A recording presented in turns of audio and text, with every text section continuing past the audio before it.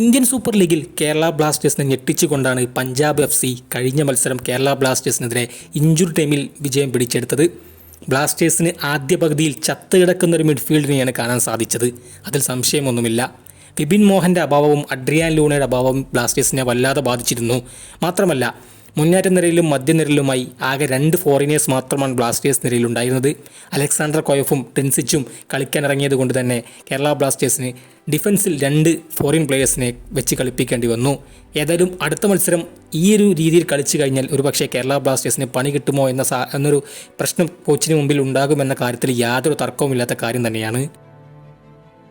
അതുകൊണ്ട് എങ്ങനെയായിരിക്കും ബ്ലാസ്റ്റേഴ്സ് ഇതിനെ കൈകാര്യം ചെയ്യാൻ പോകുന്നത് എന്ന് ബ്ലാസ്റ്റേഴ്സ് ആരാധകർ ഉറ്റുനോക്കുന്ന കാര്യം തന്നെയാണ്.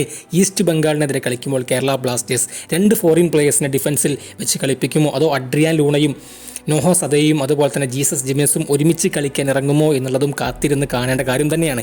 ഏതായാലും 3 ഫോറിൻ പ്ലേയേഴ്സ് തന്നെ മുന്നേറ്റ നിരയിൽ വേണം എന്നുള്ളത് അത്യാവശ്യമുള്ള കാര്യമാണ്. എന്നാൽ ഡിഫൻസിൽ എത്രത്തോളം കേരള ബ്ലാസ്റ്റേഴ്സിനെ ഒരു ഫോറിൻ പ്ലേയേഴ്സിനെ വെച്ച് ട്രസ്റ്റ് ചെയ്യാൻ പറ്റും എന്നുള്ളതും കാത്തിരുന്ന് കാണേണ്ട ഒരു കാര്യം തന്നെയാണ്.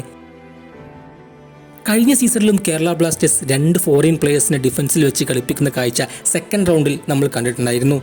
പക്ഷേ അന്ന് അഡ്രിയാൻ ലൂണയും പെപ്രയും പരിക്ക് പറ്റി സീസൺ ഔട്ടായതിനു ശേഷമായിരുന്നു ബ്ലാസ്റ്റേഴ്സ് അങ്ങനെ ഒരു തീരുമാനമെടുത്തത്.